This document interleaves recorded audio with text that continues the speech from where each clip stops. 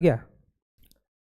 नमस्कार साथियों, आप सभी का स्वागत है आपके अपने प्यारे इस YouTube चैनल में। आज की यह वीडियो आप सभी के लिए काफ़ी खास होने वाला है, इंपॉर्टेंट होने वाला है, क्योंकि इस वीडियो में जो है क्लास 12 के हिस्ट्री के जो है चैप्टर 2 जो कि राजा किसान नगर और आरंभिक राज्य और अर्थव्यवस्थाएं से रिलेटेड जो है most important VBI objective question देखने वाले हैं, जो कि आपकी बोर्ड की परीक्षा में ना पूछने वाले हैं। बहुत सारे ऐसे क्वेश्चन आपको देखने को मिलेगा जो कि रिपीटेड भी है, और मैं आपको बता दूं, अगर आप इसको अच्छे से तैयार कर लेते हैं ना, अच्छे से आप मेहनत करके इसको रिवीजन कर लेते हैं, मैं गारंटी के साथ कहूंगा कि आपके जो ऑब्जेक्टिव जो पूछे जाएंगे उसमें एक भी सवाल जो है आपका नहीं छूटेगा। सब का सब जो है आप लोग बना के आइएगा, ठीक है। तो बशर्ते आपको थोड़ी सी मेहनत करनी होगी। वीडियो को अपने सभी दोस्तों के साथ जो है ना ज़्यादा शेयर कर दीजिएगा, और अपने सभी बच्चों को यह भी कह दीजिए आज की धाकड़ तैयारी चल रही है। आज की जो है हर संपूर्ण तैयारी आप लोग को कराई जा रही है। हर एक जो है चैप्टर बाय चैप्टर आपको MCQ क्वेश्चन जो है, सब्जेक्टिव क्वेश्चन जो है प्रोवाइड किया जा रहा है। तो बच्चों देर मत कीजिए, अपने सभी दोस्तों को जो है बताकर आइए, सभी दोस्तों को कहिए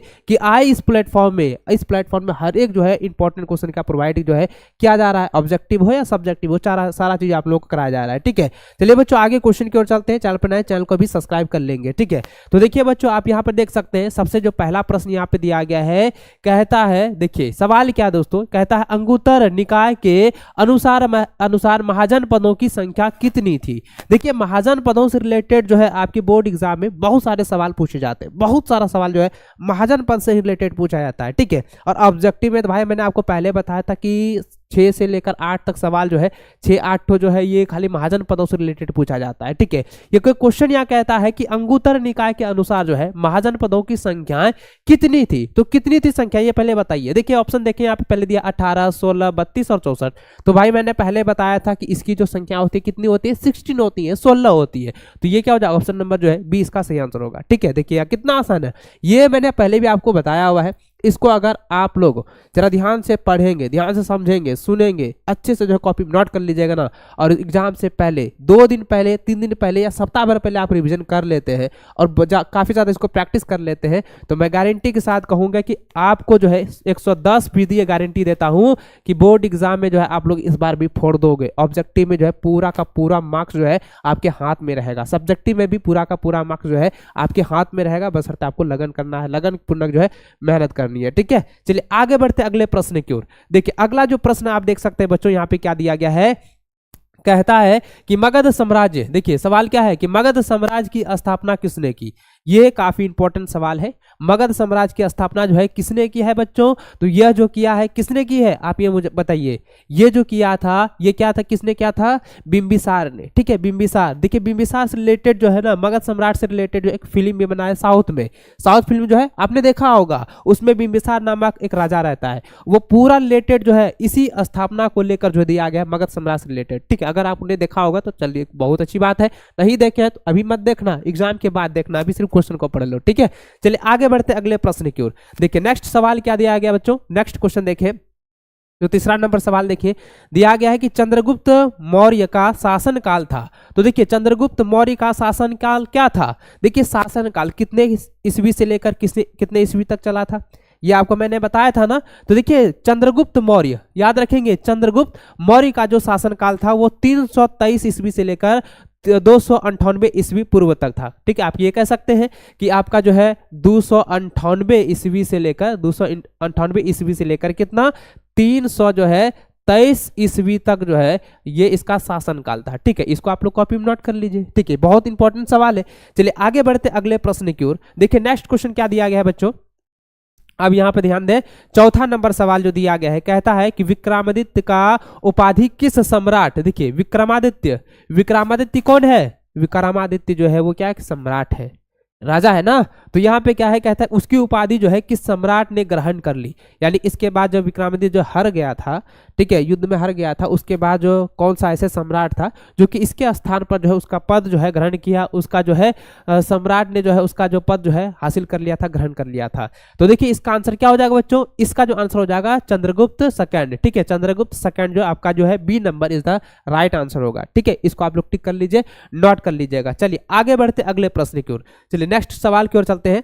देखिए अगला सवाल जो 5वां नंबर दिया गया है, वेरी वेरी इंपॉर्टेंट क्वेश्चन दिया गया बच्चों, इसको आप लोग नोट कर लीजिए, ये आपके एग्जाम में पूछे जाएंगे। दिया गया है कि मुद्रा राक्षस किसकी रचना थी? तो मुद्रा राक्षस जो है वो विशाखा देखिए सॉरी विशाख दत्त, ये रहेगा Vishakh Datt, option number B, Vishakh Datt की जो है ये रचना है मुद्रा राक्षस। ठीक है, इसको नोट कर लीजिए। चलिए आगे बढ़ते अगले प्रश्न की ओर। चलिए नेक्स्ट सवाल की ओर चलते हैं। अगला जो प्रश्न देखिए 6ठा नंबर जो दिया गया है, कहता है कि मौर्य साम्राज्य, ठीक है याद रखेंगे, मौर्य साम्राज्य का प्रथम शासक कौन था? तो मौर्य साम्राज्य का प्रथम जो शासक था वो था चंद्रगुप्त मौर्य। ठीक है, क्या है? Chandragupta Maurya. Option number B is the right answer होगा, सही आंसर होगा। इसको आप लोग नोट कर लीजिए। एग्जाम से पहले आप लोग को हर हाल में रिवीजन करना है। मैं आप लोगों को हाथ जोड़कर प्रार्थना करता हूं कि आप लोग जो है इसको अच्छे से शुरू से लेकर अंत तक देखिए, बताए गए हर एक क्वेश्चन को आप लोग कॉपी में नोट कर लीजिए, और एग्जाम से पहले हर हाल में बच्चों आप लोग को रिवीजन करना है। एकदम याद रखिए, आपको जितना प्रैक्टिस कीजिएगा उतना आपको बेनिफिट होगा। आपको हर एक ऑब्जेक्टिव को हाथ में रखना है, पकड़ के रखना है, क्योंकि इसको बाहर नहीं जाना है, और इससे बाहर तो आपका एग्जाम में क्वेश्चन पूछेगा भी नहीं। ठीक है, चलिए आगे बढ़ते हैं अगले प्रश्न की ओर। चलिए नेक्स्ट क्वेश्चन की ओर चलते हैं। देखिए नेक्स्ट क्वेश्चन क्या दिया गया है। नेक्स्ट क्वेश्चन यहाँ पे दिया गया है, कहता है कि वेदों की संख्या कितनी है? देखिए वेदों की संख्या होगी यहाँ पे, वेदों की संख्या, देखिए वेदों की संख्या जो है कितनी है? तो वेदों की संख्या कितनी होती है? वेदों की संख्या आप लोगों को मैंने बताया था, वेद कितने होते हैं? 4 प्रकार के होते हैं। ठीक है, ऋग्वेद होता है, अथर्ववेद होता है। ठीक है, आप लोगों को ये मालूम था ना, 4 को जो वेद होता है वो कौन कौन सा होता है, आप मुझे कॉमेंट में जरूर बताइएगा। ठीक है, तो देखिए यहाँ पे क्या होता है, 4 वेद। ठीक है, ऑप्शन नंबर ए इसका सेंस होगा। वेदों की संख्या कितनी? 4 को वेद होता है। ठीक है, आप तो इसको मालूम है। चलिए आगे बढ़ते हैं, नेक्स्ट क्वेश्चन की ओर चलते हैं। देखिए अगला जो प्रश्न यहाँ पे दिया गया है, अगला जो प्रश्न क्या है बच्चों, आप देख सकते हैं। अगला जो प्रश्न यहाँ पे दिया गया है, कहता है क्या, यहाँ पे सवाल क्या दिया गया है, कहता है कि किस भारतीय शासक को नेपोलियन की संज्ञा दी गई है? देखिए जरा ध्यान दीजिएगा, नेपोलियन की संज्ञा, भारतीय यानी इंडियन शासक, ठीक है, इंडियन गवर्नमेंट जैसे कह सकते हैं। भारतीय शासक को जो है नेपोलियन संज्ञा दी गई है, तो किसको दिया गया है? भारतीय आपको बताना है, तो इसका क्या हो जाएगा? ये हो जाएगा समुद्रगुप्त, ऑप्शन नंबर सी। देखिए काफी आसान है। चलिए नेक्स्ट क्वेश्चन की ओर चलते हैं। अगला जो प्रश्न देखें, तो अगला जो प्रश्न यहाँ पे दिया गया है 9 नंबर, देखिए क्या दिया गया है कि 16 महाजनपदों में सबसे शक्तिशाली महाजनपद कौन था? ये काफी इंपॉर्टेंट सवाल है, आपकी बोर्ड की परीक्षा में भी पूछे गए हैं, इसको नोट कर लीजिए। आपके मॉडल पेपर में भी ये सवाल दिया गया है। देखिए यहाँ पे इसका क्या है कि 16 महाजनपदों में सबसे शक्तिशाली जो है महाजनपद कौन था? ये कौन था बच्चों? वो था मगध। ठीक है, ऑप्शन नंबर ए इसका सही आंसर होगा। काफी इंपॉर्टेंट सवाल है, देखिए कितना बार आपका जो है ये रिपीट सवाल किया गया है। ठीक है, चलिए आगे बढ़ते हैं, अगला प्रश्न की ओर चलते हैं। तो देखिए अगला जो प्रश्न आप देख सकते, दिया गया है, क्या दिया है बच्चों? देखिए अगला प्रश्न दिया गया है, कहता कि किस शिलालेख में अशोक के कलिंग विजय का उल्लेख है? तो किस में? तो बच्चों भी बताइए किस में है? यह जो है वो 13वां शिलालेख में है। ठीक है, 13वां शिलालेख में जो है वो अशोक के कलिंग विजय का, ठीक है, अशोक के कलिंग विजय का जो है उल्लेख किया गया है। तो ऑप्शन नंबर जो है डी इसका सही आंसर होगा। ठीक है, चलिए नोट कर लीजिए, और इसको कॉपी में अच्छे से नोट करते जाइएगा। ये नहीं कि सिर्फ इसके जो है बाद में करेंगे, ऐसा मत कीजिए। जो भी आपके पास समय है, बहुमूल्य समय है, आपके एग्जाम्स के लिए जो है समय नहीं है, अब मात्र जो है 30 दिन का समय बचा हुआ है, तो इसको एग्जाम से पहले रख लेना, रिवीजन कर लेना, और इसको कॉपी में हर हाल में आप लोग नोट कर लेना है, ताकि आपको अच्छे से समझ में आ सके, अच्छे से आप लोग जो है तैयारी कर सके। अगर आप नहीं कीजिए ना, बाद में बोलेगा देखिए वीडियो देखिए ले लिए, बाद में तैयारी करता रहे, तो ऐसा नहीं करना।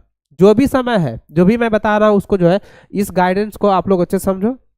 जो गाइडलाइंस मैं आप लोगों को दे रहा हूँ, बता रहा हूँ, उसको आप लोग दिमाग में खोज लीजिए, और उसको आप लोग अच्छे से जो ना नोट करने के साथ साथ इसको तैयारी करते रहिए। ठीक है, एकदम प्रैक्टिस जरूरी है, प्रैक्टिस हर हाल में आपको करना है। ठीक है, जो भी समय मिले, आधा घंटा, 2 घंटा, 1.5 घंटा, जो भी समय मिले, इसमें आपको प्रैक्टिस करना जरूरी है। ठीक है, चलिए क्वेश्चन की ओर चलते हैं बच्चों। देखिए क्वेश्चन क्या दिया गया है, जरा ध्यान देंगे। क्वेश्चन दिया गया है कि कनिष्ठ की देखिए राज्यारोहण तिथि है, तो राज्यारोहण तिथि कौन सा है? वो हो जाएगा 78 ईस्वी हो जाएगा, 78, ठीक, 78। ये देखिए, ये सवाल आपके बोर्ड एग्जाम में प्रीवियस में पूछा गया है। ये अगर आप देखें प्रीवियस का जो क्वेश्चन पेपर देखेंगे ना, तो ये सवाल आपका मिलेगा। ठीक है, तो इसको आप लोग नोट कर लीजिए। चलिए आगे बढ़ते हैं नेक्स्ट क्वेश्चन की ओर। देखिए अगला जो प्रश्न यहाँ पे दिया गया है, क्या दिया गया है? देखिए 12 नंबर सवाल जो दिया गया है, कहता है कि धम्म महामात्रों, ठीक है, धम्म महामात्रों की किसने नियुक्त किया? देखिए किसने जो है नियुक्त किया था उसका नाम बताना है। तो किसने नियुक्त किया था बच्चों? यह किया था अशोक सम्राट ने, यानी कि अशोक ने किया था। तो option C is the right answer होगा, एकदम सटीक आंसर होगा, एकदम सटीक आंसर आपको याद करते जाना है, ठीक है। चलिए आगे बढ़ते हैं अगले प्रश्न की ओर। चलिए अगला जो प्रश्न देखिए, देखिए 13 नंबर सवाल क्या है? सवाल इस प्रकार दिया गया है कि अशोक किस वंश का शासक था? ये आपका रिपीटेड हुआ है, ये रिपीट सवाल है, एकदम मैं गारंटी के साथ कहूंगा, ठीक है। इसको आप जो है कॉपी में मिलान कर सकते हैं, किताब में मिलान कर सकते हैं, क्वेश्चन बैंक में मिलान कर सकते हैं, मॉडल पेपर में मिलान कर सकते हैं। ये काफी बार रिपीट हुआ है आपकी बोर्ड की परीक्षा में। आपके जो प्रीवियस ईयर की जो क्वेश्चन पेपर है ओरिजिनल वाला, उसमें मिलान कर लो, ये मिलेगा। तो अशोक किस वंश का जो है शासक था? अशोक जो है किस वंश का जो है शासक था बताइए तो पहले आप मुझे कमेंट करके बताओ। देखिए अशोक सम्राट का शासन काल जो है कितने ईस्वी से कितने ईस्वी तक चला था, ये भी आप इसका जो आंसर आप कमेंट बॉक्स में दीजिएगा। देखिए अशोक किस वंश का शासक था? तो ये जो था मौर्य वंश का, ठीक है। किसका था? मौर्य वंश का था। ऑप्शन नंबर 20 का सही आंसर होगा। चलिए आगे बढ़ते अगले प्रश्न की ओर। तो अगला जो प्रश्न है आप देखें यहाँ पे क्या दिया गया है, कहता है भारतीय इतिहास का कौन सा स्वर्ण काल के नाम से जाना जाता है? तो कौन से जो है स्वर्ण काल के नाम से जाना जाता है बच्चों? तो यह किसको कहा जाता है? गुप्त काल को। गुप्त काल को जो क्या कहा जाता है? देखिए स्वर्ण काल के नाम से जाना जाता है। ऑप्शन नंबर 20 का सही व सटीक आंसर होगा। चलिए आगे बढ़ते हैं अगले प्रश्न की ओर। तो देखिए अगला जो प्रश्न यहाँ पे दिया गया है, क्या यहाँ पे प्रश्न दिया गया है? देखिए 15वां नंबर सवाल कहता है कि देखिए प्रयाग प्रस्ती, ठीक है, प्रयाग प्रस्ती की रचना किसने की थी? तो इसका आंसर क्या हो जाएगा? ये हो जाएगा Harisen, Harisen. Option number C इसका सही आंसर होगा। देखिए इसको आप लोग नोट कर लीजिए, ये भी सवाल जो है आपके इंपॉर्टेंट है, ठीक है। देखिए यहाँ पे क्या लिखा है? प्रयाग, प्रयाग नोट कर लीजिएगा। कभी कभी क्या होता है कि ये जो है आपके एग्जाम में ये वर्ड जो है नहीं लिखा जाता है, डायरेक्ट यहाँ पे ये कहता है प्रस्थित किस रचना जो है किस रचना से है, या रचना किसने लिखी है, इस प्रकार से सवाल पूछे जाते हैं। तो इसको नोट कर लीजिए, इसका आंसर क्या हो जाएगा? हरिसेन हो जाएगा, ठीक, हरिसेन हो जाएगा।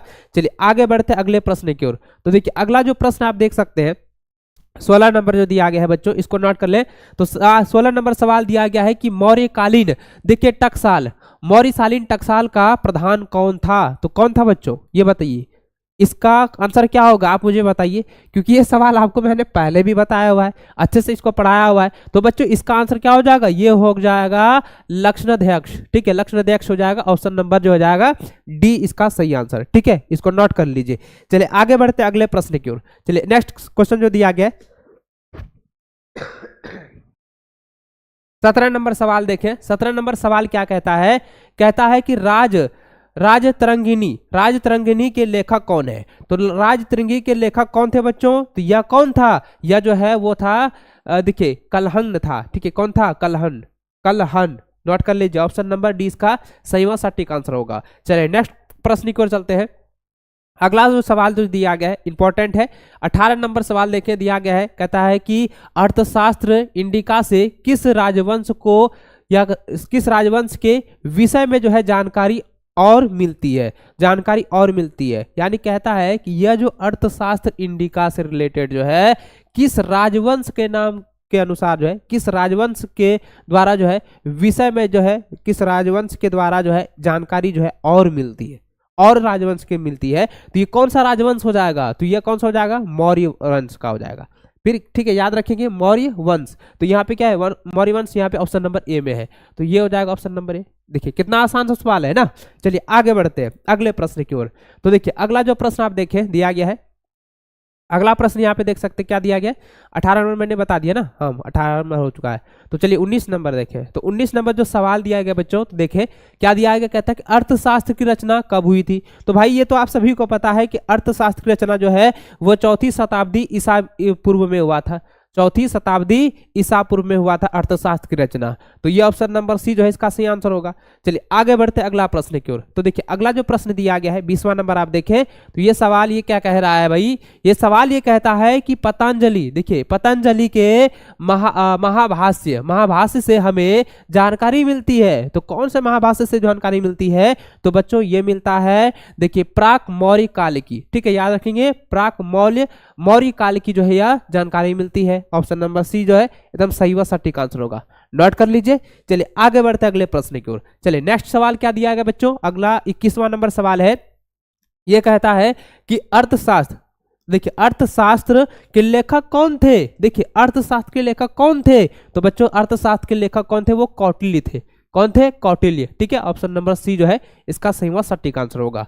चलिए नेक्स्ट क्वेश्चन देखते हैं। अगला सवाल 22वां नंबर।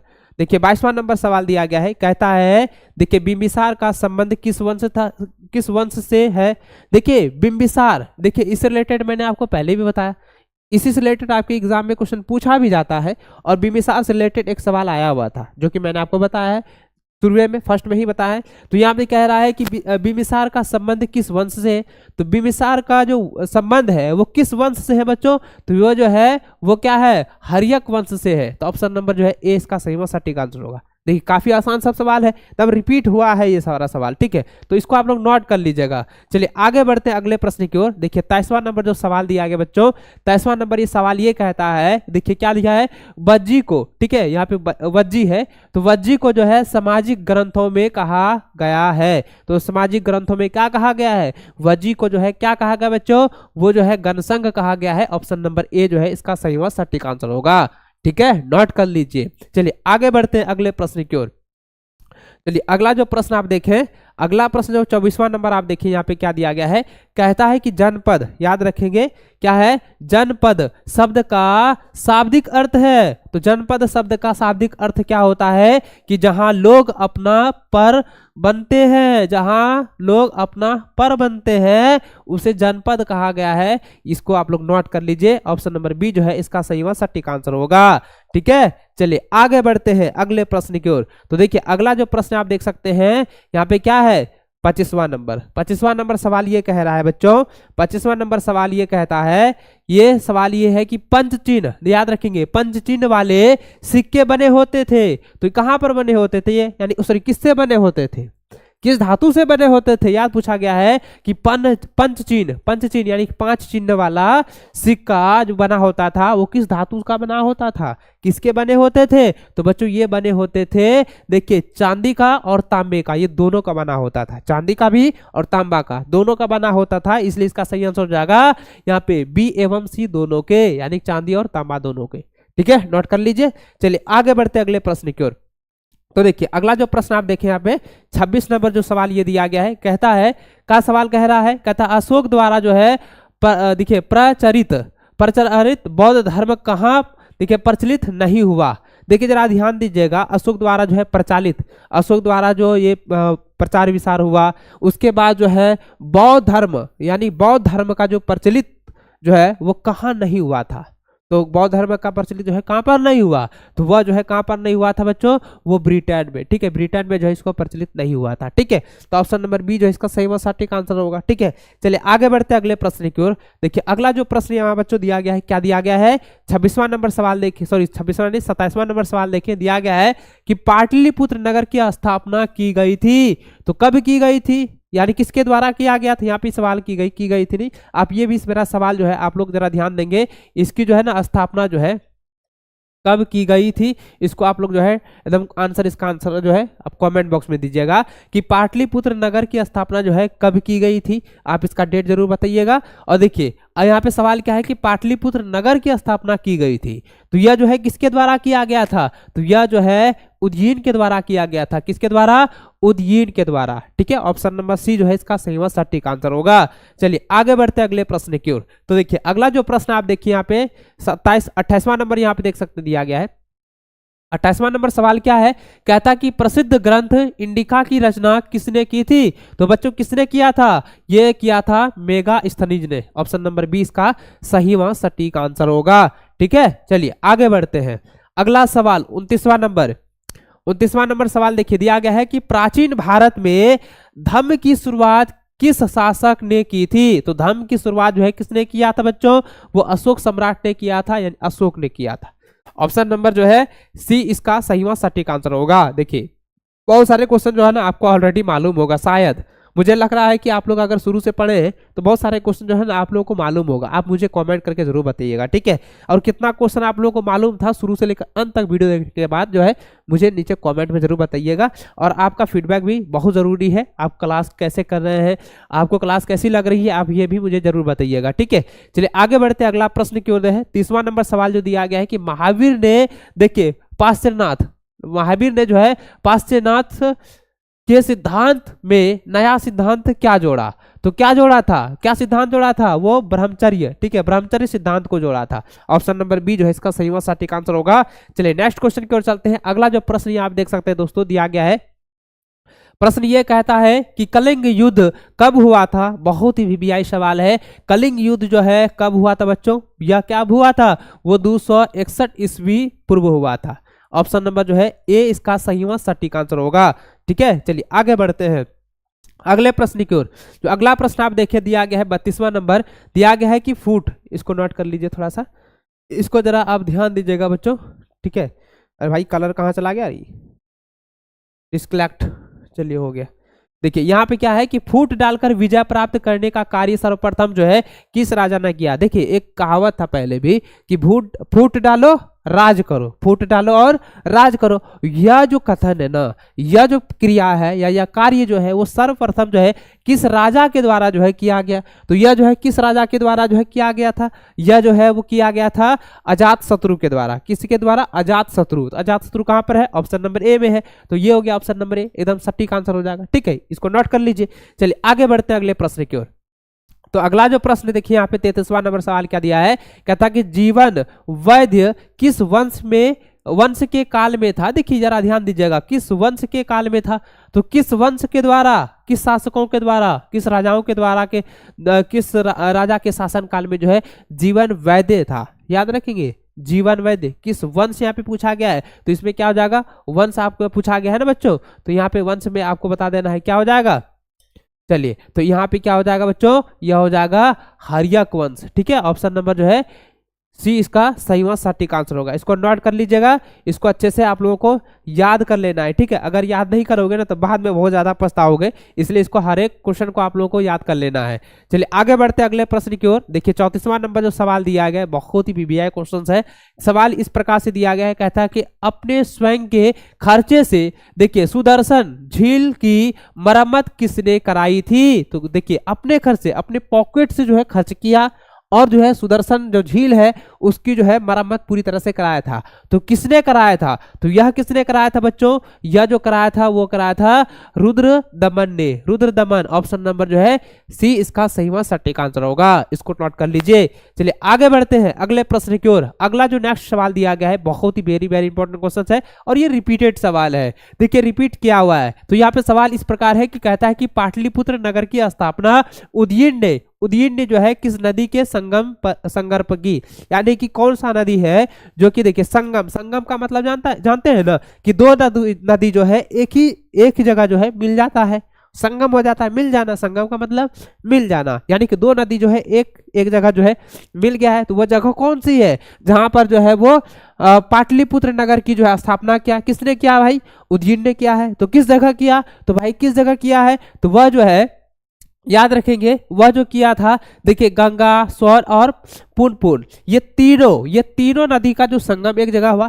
यानी कि यह जो है एक गंगा नदी आ रही है, यह एक क्या है, एक जो है स्वर नदी आ रही है, और यह क्या है, एक जो है पुनपुन नदी आ रही है। यहाँ पे जो संगम हुआ है इसी जगह जो है उदयन ने जो है पाटलिपुत्र नगर की स्थापना किया है। तो इसको आप लोग नोट कर लीजिए। तो क्या हो जाएगा, गंगा, सोन और पुनपुन, ये तीनों हो जाएंगे, इसलिए इसका आंसर क्या हो जाएगा, ऑप्शन नंबर डी हो जाएगा, इन सभी के संगम पर, ठीक है। इसको नोट कर लीजिए।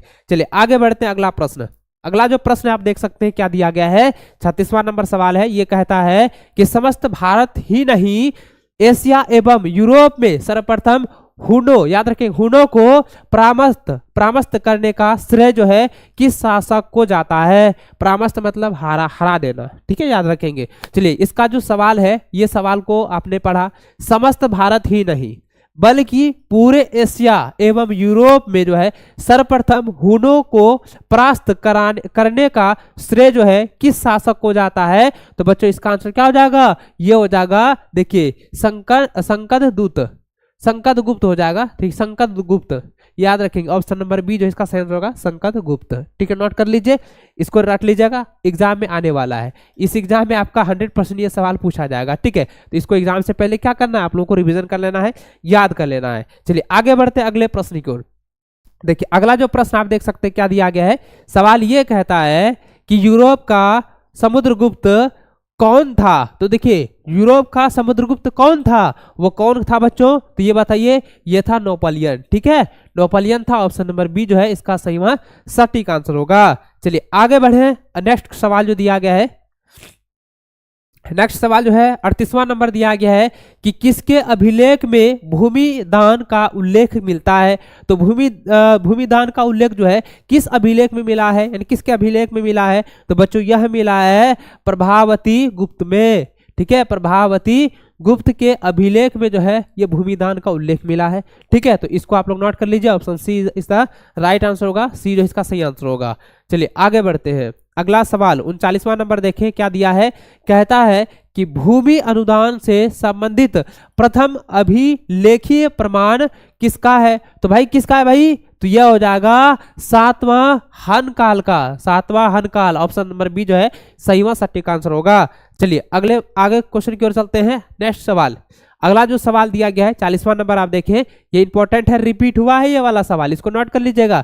देखिए सवाल क्या है, कहता है कि 510 ईस्वी में जो है सती प्रथा के साक्ष्य वाला प्रथम अभिलेख कहाँ मिला है। तो कहां पर मिला है बच्चों, तो यह जो मिला है कहां पर, यह जो मिला है वो एरन में मिला है, यानी कि सागर में, एरन यानी सागर में मिला है। ठीक है, तो ऑप्शन नंबर जो है ए इसका सही सटीक आंसर होगा। इसको आप लोग कॉपी में नोट कर लीजिए, एग्जाम से पहले आप लोगों को रिवीजन कर लेना है, याद कर लेना है। ठीक है, चलिए आगे बढ़ते हैं अगले प्रश्न की ओर। देखिए अगला जो सवाल क्या दिया गया है, अगला सवाल ये कहता है बच्चों, कहता है कि अशोक ने जो है महेंद्र और संघमित्रा को बौद्ध धर्म के प्रचार के लिए यानी कि प्रचार के लिए उसे कहां भेजा था, बताइए प्रचार के लिए कहां भेजा था।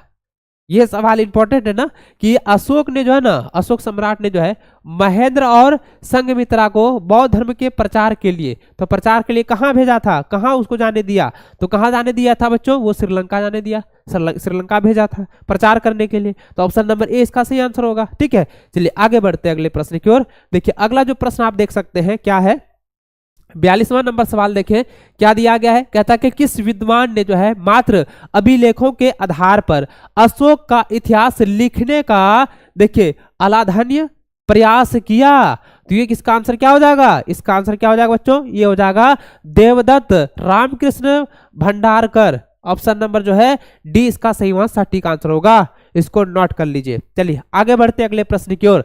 देखिए अगला जो प्रश्न आप देख सकते हैं, अगला प्रश्न क्या कहता है कि मौर्य काल का निम्न में से कौन सर्वाधिक महत्वपूर्ण नमूना है। तो ये कौन सा हो जाएगा, ये हो जाएगा बच्चों, ये हो जाएगा स्तंभ। ऑप्शन नंबर जो है डी इसका सही सटीक आंसर होगा। ठीक है, नोट कर लें। चलिए आगे बढ़ते हैं अगले प्रश्न की ओर। देखिए अगला जो प्रश्न आप देखें क्या दिया गया है, 44वां नंबर सवाल देखें। तो 44वां नंबर ये सवाल ये कहता है, जरा ध्यान देंगे, ये सवाल इंपॉर्टेंट है। कहता है कि गुप्तों के काल में कौन जो है चीनी यात्री भारत आया। ये सवाल बीबीआई है, नोट कर लीजिए, इंपॉर्टेंट है। इसको आप लोग एग्जाम से पहले क्या करना है, रिवीजन कर लेना है, याद कर लेना है। तो गुप्तों के काल में जो है कौन चीनी यात्री भारत आया, तो कौन चीनी ऐसी यात्रा है भाई, देखो चीनी यात्री पूछा गया है, चीनी यात्री जहां चीन का व्यक्ति जो है यात्रा कर रहा था वो भारत आया था। तो भारत आया था वो कौन था, तो वो था फयान, याद रखेंगे फयान था। ठीक है, फयान। ऑप्शन नंबर जो है 20 का सही सटीक आंसर होगा। ठीक है, याद रखेंगे फाहियान, याद रखेंगे फाहियान है, फयान नहीं है, फयान। ठीक है, चलिए आगे बढ़ते हैं अगले प्रश्न की ओर। अगला प्रश्न आप देखें यहाँ पे 45वां नंबर सवाल जो दिया गया है, इंपॉर्टेंट है, वेरी वेरी इंपॉर्टेंट सवाल है। देखिए बार बार रिपीट हुआ है इस सवाल को।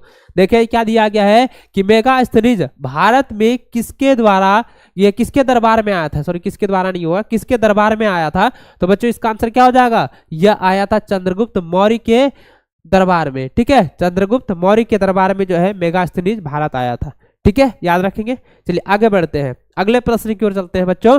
अगला जो प्रश्न देखिए यहाँ पे 46वां नंबर सवाल क्या दिया गया है। कहता है कि समुद्रगुप्त की जानकारी होती है। तो समुद्रगुप्त की जानकारी होती है तो किससे होती भाई, तो यह जो होता है प्रयाग प्रास्तिक, ठीक है, प्रयाग प्रास्तिक से होता है, तो ऑप्शन नंबर जो है 20 का सही आंसर होगा। इसको नोट कर लीजिए। देखिए सवाल यहाँ पे क्या दिया था कि समुद्रगुप्त की जानकारी कहाँ से होती है, या समुद्रगुप्त की जानकारी होती है तो भाई किससे होती है, तो यह होती है प्रयाग, देखिए प्रशासित, ठीक है, याद रखिए प्रशासित है, ठीक है, इसको नोट कर लीजिए।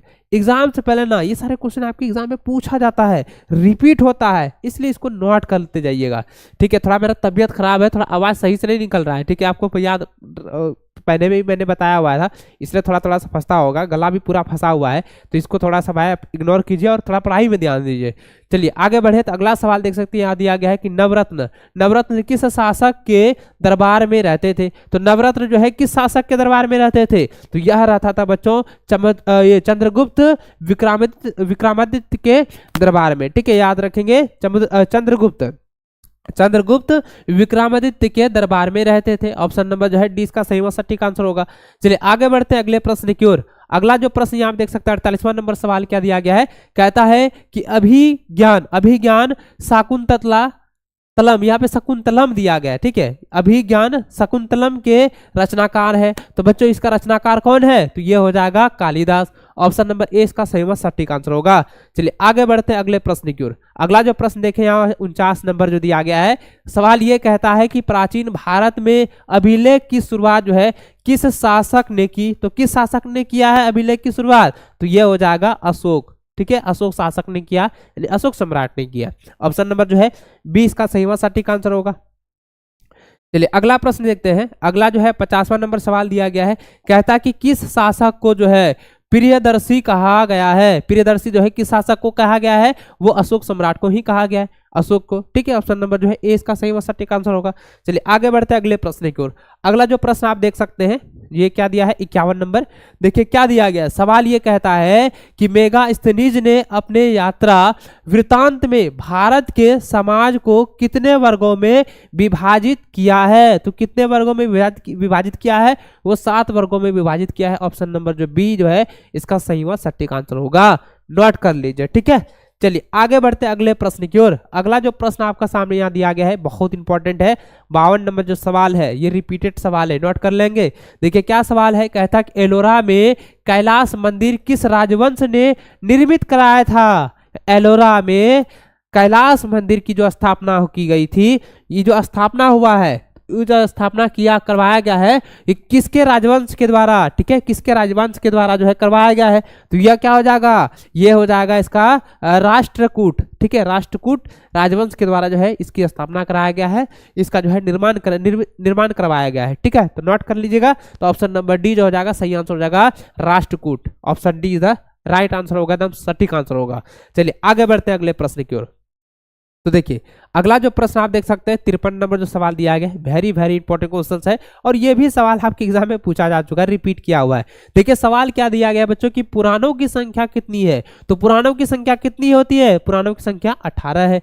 ऑप्शन नंबर बी इसका सही व सटीक आंसर होगा। अब कितना मजेदार सब सवाल है ना, इंपॉर्टेंट सारा सवाल है, इसको आप लोग अगर नोट कर लेते हैं, रिवीजन कर लेते हैं ना, तो मैं गारंटी के साथ कहूंगा कि बच्चों आप इसको अच्छे से तैयार कर लीजिएगा, एग्जाम में एक भी प्रश्न आपका नहीं छूटेगा। चलिए आगे बढ़ते हैं अगले प्रश्न की ओर। अगला जो प्रश्न दिया गया है, देखिए क्या लिखा है कि तक्षशिला विश्वविद्यालय कहाँ स्थित था, तो यह कहाँ स्थित था, तो यह बच्चों किया था पाकिस्तान में जो है ना स्थित था ना। ऑप्शन नंबर ए इसका सही आंसर होगा, पाकिस्तान में।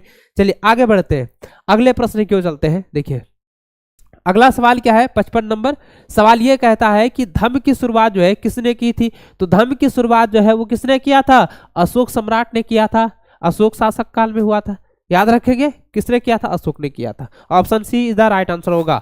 चलिए आगे बढ़ते अगला प्रश्न देखिए, सॉरी अगला नहीं, और इतने सा क्वेश्चन था ना, ओ सॉरी यहाँ पे राजा किसान और नगर से रिलेटेड ना टोटल आपका 55 क्वेश्चन ही निकाला हुआ है, और इसको अगर आप एग्जाम से पहले तैयार कर लेते हैं, इसको अगर आप जो है ना रिवीजन कर लेते हैं, रिवीजन आप लोग अगर कर लेते हैं, तो मैं गारंटी के साथ कहूंगा कि 110% जो है इस चैप्टर से जो है एक भी प्रश्न आपका नहीं छूटेगा, अगर आप इसको अच्छे से तैयार करते हैं तब। देखिए मैं आप लोगों से बार बार कहता हूं कि आप लोगों को रिवीजन करना जरूरी है, प्रैक्टिस हर हाल में आप लोगों को करना जरूरी है, ठीक है। आपका जो पैटर्न है उसके अनुसार अगर आप पढ़ते हैं तो आपका ऑब्जेक्टिव जितना भी है आपके मुट्ठी में रहेगा, सब्जेक्टिव भी जितना है एकदम आपका मुट्ठी में है, कहीं भी इससे बाहर एक भी सवाल नहीं होने वाला है। ठीक है, तो चलिए बच्चों, आज की यह वीडियो आप सभी के लिए खास रहा होगा, तो वीडियो को लाइक शेयर जरूर कीजिएगा, अपना प्यारा सा कमेंट जो है नीचे जरूर कीजिएगा। मिलता है नेक्स्ट वीडियो में, तब तक जय हिंद, वंदे मातरम।